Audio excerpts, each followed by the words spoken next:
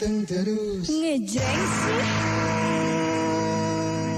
Ya mitra lingkungan semuanya, balik lagi di gelaran Mudeng. Mau dengerin apa aja. Tapi sebelumnya Nian kedatangan tamu nih yang sangat-sangat luar biasa.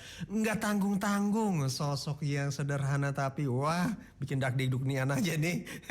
Nih beliau seorang GM. Wow. Sampai tekelap kalau orang sini bilang. Nah, telah hadir di tengah-tengah kita Pak Bobi Manulang. Assalamualaikum warahmatullahi wabarakatuh, Bapak. Waalaikumsalam warahmatullahi wabarakatuh. Gimana kabarnya? Sehat semua? Alhamdulillah sehat. Beda ya kalau soal GM kalau ngobrol. Nah, kali ini kita ngobrol-ngobrol soal wakaf nih mitra Elga nggak semuanya. Udah tahu sendiri dong soalnya dompet duafa kita jujur tadi bisik-bisik ngobrol pelan-pelan ternyata dompet duafa itu cakupannya luas mitra semuanya. Kemarin udah ngomongin soal kesehatan, soal segala macam. Nah kali ini nih kita soal wakaf. Nah di benak kita kan wakaf tuh ada 3 tadi tuh. Kalau nggak urusannya makam, masjid, sama madrasah. Ya. Tapi ternyata nggak sesederhana itu mitra dengan semuanya. Lebih jelasnya, nah kita ngobrol-ngobrol di penjelasan seperti apa sih wakaf. Ya. Nah, silakan nih, manggilnya Bapak Mister nih. Oh Bang Bobi. Ya. Silakan Bang Bobi tadi gimana soal wakaf ini ya. Bang Bobi. Ya terima kasih Mitra Elgangga. Assalamualaikum warahmatullahi wabarakatuh. Kita ulangin lagi ya biar banyak doa di bulan suci ini. Amin. Gitu ya. Amin ya rabbal alamin. Semoga semua sehat-sehat ya. Puasa lancar, lebaran udah deket nih. Lagi itu hari ya. Tapi jangan lupa itikafnya karena itu fadilahnya besar loh gitu ya. Sayang kalau buat ditinggalin gitu ya. Siapa Bang? Ya. Jadi betul kata Bang Niam, memang selama ini masyarakat kita itu punya apa istilahnya ya, pola pikir gitu ya, mindset yang mempersepsikan wakaf itu cuma untuk 3 hal, 3M, yaitu masjid, makam, sama madrasah. Tapi itu sebetulnya sih nggak salah Bang Niam, cuma jangan terlalu lama di mindset seperti itu. Kenapa? Karena memang dulu agenda ulama-ulama kita itu ya, ini kan ingin meningkatkan akses ibadah umat Islam waktu itu, terutama pasca kemerdekaan gitu ya. Ya kan sarana kan berkurangnya, oleh karena itu sangat didorong waktu itu masyarakat untuk berwakaf, mendermakan hartanya itu untuk 3 aktivitas utama penegakan akidah, yaitu untuk bangun masjid, untuk tempat sholat gitu kan ya, pengajian dan seterusnya, untuk madrasah buat pendidikan anak-anak Muslim waktu itu ya, supaya dapat pendidikan terbaik baik umum maupun Islam. Yang ketiga kuburan. Nah karena kuburan itu kan merupakan sebuah prosesi ibadah tersendiri ya, sehingga perlu diadakan secara khusus. Nah mungkin inilah kemudian yang menjadi cikal bakal gerakan wakaf di masyarakat Indonesia waktu itu. Ya. Tapi kesininya Bang Niam, ini kan orang Islam itu, umat Muslim itu kan masalahnya bukan perkara kesulitan mengakses rumah ibadah. Udah banyak rumah ibadah sekarang. Ada di mall, ada di pom bensin bahkan ya, selain dari masjid yang secara khusus dibangun. Lalu kemudian perkaranya juga bukan untuk mengakses sekolah-sekolah agama. Udah banyak juga sekolah agama. Dan yang ketiga juga bukan untuk mengakses pemakaman. Pemakaman ini udah banyak, mulai dari TPU, ada yang berbayar, bahkan ada San Diego Hills yang elit-elit gitu, yang kayaknya bisa selonjoran kali di situ ya. Itu. Bisa pilih lah sesuai dengan kemampuan masing-masing. Tapi hari ini kita perlu akses untuk bermata pencaharian Bang. Nah ini gimana nih? Ini kan perlu ini, artinya bagaimana umat Islam itu pertama buat mereka yang tidak terserap di sektor-sektor pekerjaan formal bisa punya alternatif pencaharian gitu kan ya. Nah oleh karena itu ada istilahnya yang sekarang namanya wakaf produktif Bang Niam. Wakaf produktif. Nah, apa itu? Jadi wakaf produktif adalah pengelolaan aset masyarakat berbasis pengelolaan yang produktif. Artinya ketika aset itu diberikan kepada nazir, si pengelola wakaf kayak dompet duafa gitu ya, ada Al-Azhar. Kalau di level negara tuh ada namanya Badan Wakaf Indonesia. Jadi ketika aset-aset ini diberikan oleh masyarakat kepada lembaga-lembaga pengelola harta benda wakaf, maka si nazir wajib mengelola itu dengan cara berkelanjutan. Nah, artinya manfaatnya tidak boleh hilang dan selamanya harus terus dikelola untuk masyarakat. Nah, sehingga disinilah kemudian pengelolaan aset wakaf ini menyerap masyarakat untuk bisa bermata pencarian. Contoh misalkan ada aset wakaf yang dikelola dompet duafa dalam bentuk rumah sakit. Si rumah sakit selain memberikan manfaat melayani pasien-pasien duafa, dia juga akan mempekerjakan orang-orang muslim yang tidak tidak terserap di sektor pekerjaan formal. Ya. Lalu kemudian dompet duafa bangun pasar. Dompet duafa bangun ruko-ruko komersial estate gitu. Nah, jadi sekarang keren wakaf itu ada istilah komersial estate dan seterusnya. Untuk apa? Supaya tercipta sebuah aktivitas ekonomi berbasis harta benda wakaf yang itu bisa memberikan manfaat kepada masyarakat kecil, ya. Untungnya sebagian dibagikan kepada orang miskin, tetapi dalam hal pengelolaan harta benda wakafnya juga bisa melibatkan masyarakat kecil. Nah, ini saya perlu juga memberikan prinsip dasar pengelolaan wakaf itu ini Bang Niam.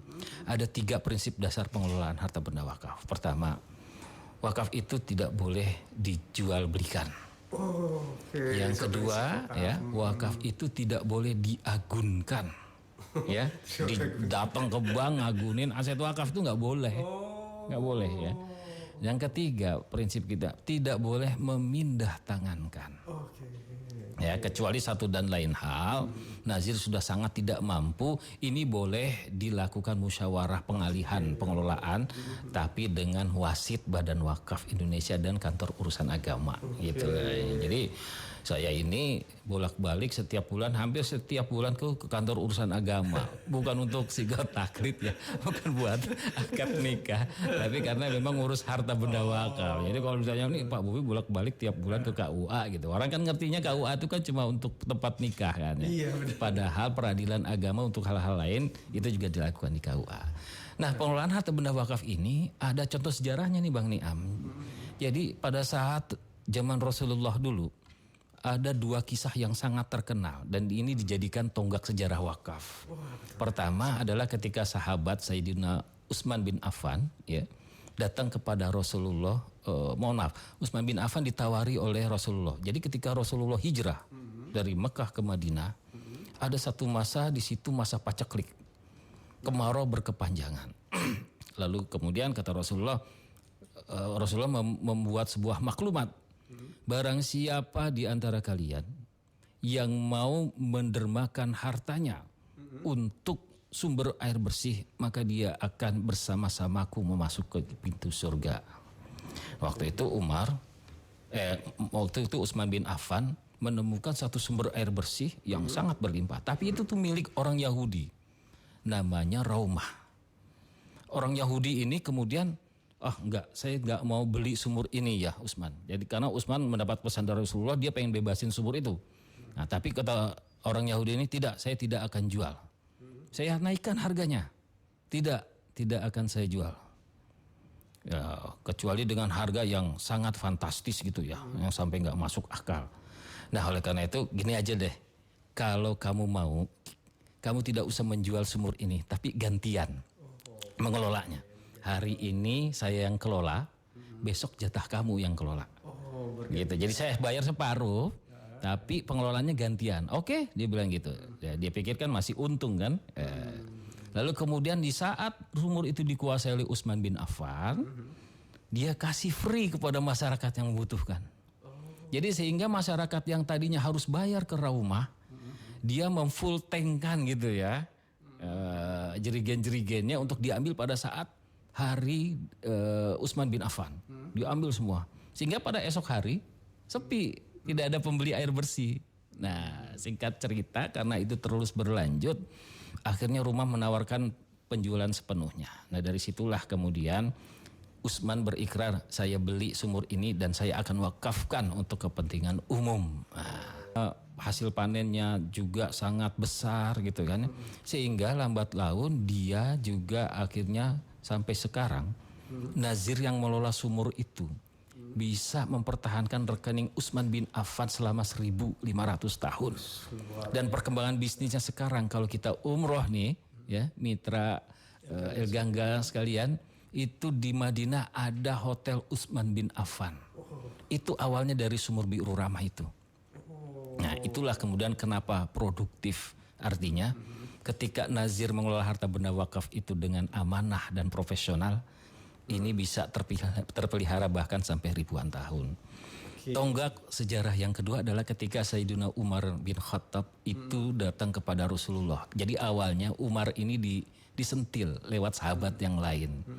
Karena Rasulullah sering mendapatkan ketika sholat berjemaah selesai, nengok ke belakang nggak pernah lihat Umar gitu kan. Kemana Umar ini? Kok sudah beberapa hari sholat berjemaah tidak ada di belakangku. Biasanya habis Rasulullah jadi imam di belakang persis baris pertama itu sudah ada Umar di situ kan.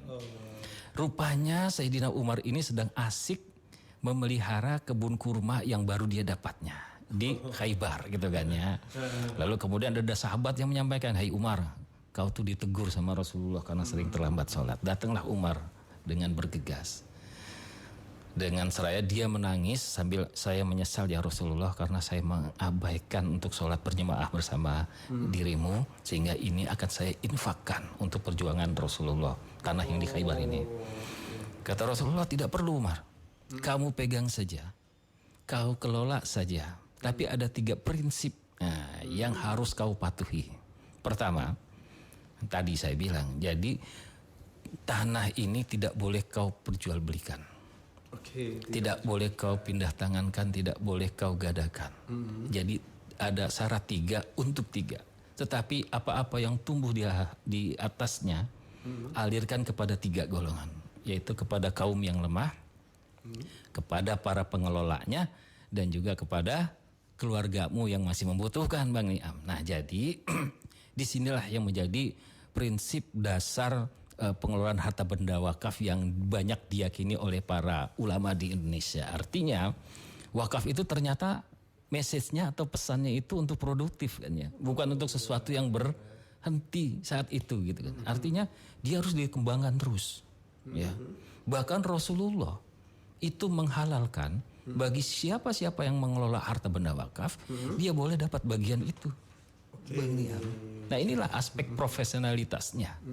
Ketika harta benda wakaf tidak mampu dikelola oleh nazir, dia boleh memberikan kepada orang lain yang punya kompetensi, yang punya keahlian. Contohnya Hotel Utsman bin Affan, walaupun milik nazir Yayasan Utsman bin Affan, tapi dia dikelola oleh Sheraton Group. Nah, gitu. Jadi jangan maksa nazir itu kalau nggak bisa mengelola harta benda wakaf, dia maksa kelola sendiri. Nah, itu akhirnya banyak harta benda wakaf yang akhirnya tidak terurus. Nah, itu yang potret-potret yang masih banyak kita lihat. Nah, sehingga dengan cara seperti itu, maka kemudian harta benda wakaf ketika dia kemudian menjadi berkembang secara luas, istilahnya dia menghasilkan profit pengelolaan yang semakin besar.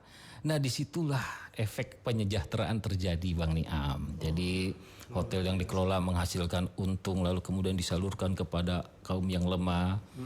Grand Zamzam tahu Bang Niam? Sekarang kan di Mekah itu kan ada perhotelan Grand Zamzam. Itu aset wakaf. Itu aset wakaf. Ada pelangnya di sana jelas tertulis aset wakaf, nazir wakaf Saudi Arabia gitu kan ya. Nah, di situ dikelola dan hasilnya dibagikan kepada masyarakat yang membutuhkan. Termasuk ternyata yang punya saham adalah leluhur orang Aceh namanya Syekh Bugak Al-Asy. Di sana dulu, zaman dulu banget tahun 40-an, beliau ini punya 1 kios di pelataran Masjidil Haram sekitar situ. Lalu kemudian dicatat oleh nazir di sana, dibebaskan untuk perluasan Grand Zamzam sebagai kompensasinya ya, diberikan kepada keluarga Syekh Bugak Al-Asy.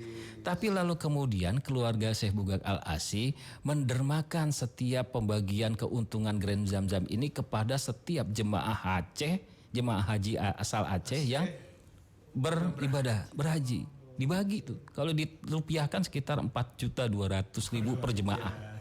Nah, saya penasaran nih, saya langsung pengen tanya nih, Abang. Iya, Bang.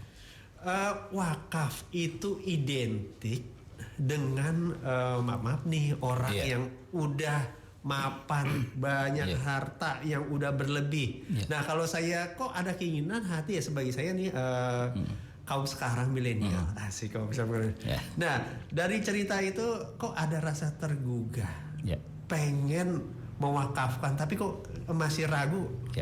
Kita aja masih sedikit. Nah, itu kan wakaf itu identik dengan harta yang berlebih atau gimana tuh? Ya, betul, persis banget Bang Niam. Kami mengalami betul ya. Sepengalaman kami itu memang wakaf masih dilingkupi oleh sebuah anggapan. Pertama, anggapan yang kontraproduktif tentunya. Yang pertama, wakaf itu diidentikan sebagai ibadahnya kalangan the have, orang-orang kaya aja gitu kan ya. Kenapa dianggap begitu? Karena kedua, masyarakat melazimkan bahwa wakaf itu hanya bisa ditunaikan dalam bilangan-bilangan besar gitu kan ya. Karena kenapa begini? Biasanya kan masjid itu kalau mau dibangun kan dilelang tuh biasanya Bang Niam. Ayo siapa yang mau nyumbang jendelanya, pintunya, mihrabnya. Nah itu kan bilangan-bilangannya kan lumayan. Sekarang satu lubang jendela aja udah berapa, ya kan? Bisa 1,5 juta, 2 juta gitu kan ya. Sehingga orang yang merasa punya kemampuan finansial cuma 50.000 jadi malu. Itu bener. Tambahan tetangganya tuh sering ngeledek gitu kan. Alah lu mau punya 50.000 ke kenceleng masjid aja gitu kan ya. Pakai belaga-belagaan wakaf gitu kan. Nah itu jadi memperburuk citra bahwa wakaf itu sangat eksklusif. Padahal wakaf itu ketika dia ditunaikan tidak harus menunggu harta kita banyak. Oh gitu. Tahu gak fadilah wakaf itu? Fadilah wakaf itu adalah, wakaf itu kan sebetulnya bahasa Arabnya itu kan sodakatun jariyah. Jadi sedekah yang ditunaikan tapi punya manfaat panjang. Nah, jadi kebayang kalau kita cuma punya uang 50.000, ternyata uang 50.000-nya itu bisa bangun rumah sakit karena dia digabungkan dengan donatur-donatur lain se-Indonesia. Ini pernah kita alamin. Tentunya Allah kan maha adil ya Bang Niam ya, akan memberikan ganjaran dari manfaat rumah sakit itu. Untuk si pendermanya. Jadi hari ini rumah sakit Dompet Duafa itu sudah punya 7 rumah sakit di seluruh Indonesia. 7 rumah sakit. 7 rumah sakit dan masing-masing rumah sakit rata-rata 80 sampai 100 bed atau tempat tidur. Luar biasa. Dan mereka dilayani. Duafa itu kalau rumah sakit lain kan ada kelas VVIP ya. Very very important person. Kalau di Dompet Duafa bukan VVIP, namanya VIPP. Very important poor person. Jadi kita memperlakukan duafa, kita manusiakan dia. Orang siapa sih yang mau sakit? Jangan sampai orang yang sakit masuk rumah sakit keluar tambah sakit, bukannya sembuh. Nah artinya kita harus memberikan hospitality istilahnya ya, memberikan layanan yang baik juga kepada duafa. Jadi kembali kepada tadi, udah dibilang itu ibadahnya orang kaya. Wakaf dibilang nggak boleh dalam jumlah kecil-kecil. Akhirnya mindset kita jadi fatal. Terburuknya adalah ya udah kalau gitu gua mah belum pantas berwakaf deh. Nanti aja deh kalau kita udah kaya, kalau kita udah mau masuk lubang kubur. Nah itu padahal salah gitu kan ya. Artinya kita berapapun harta kita harus kita mulai sisihkan. Karena kenapa? Dompet Duafa juga punya program namanya berwakaf senilai secangkir kopi. Iya. Berapa itu? 10.000 rupiah aja minimal bisa berwakaf di Dompet Duafa. Bisa berwakaf. Bisa berwakaf. Tapi kan coba hitung, kita punya hitung ya. 10.000 rupiah kalau dari 1 juta donatur itu berapa? Oh, nggak ada kalkulator lagi ya. Itu sama dengan 10 miliar Bang Niam. Luar biasa. Dan Dompet Duafa bisa menjangkau insya Allah donatur sampai sebegitu banyak seluruh Indonesia. Bahkan orang-orang Indonesia yang bekerja di luar negeri. Maksudnya gimana nih? Emang bisa nih kita nih sebagai ya istilah masih yang biasa-biasa aja mewakafkan sebagian rezeki kita melalui Dompet Duafa, caranya gimana? Ya, jadi gerakan wakaf ya senilai secangkir kopi ini adalah strategi kita untuk masuk ke kalangan milenial nih. Jadi ke kalangan milenial itu kita ada 2 target. Pertama mengedukasi mereka, yang kedua membiasakan mau berwakaf.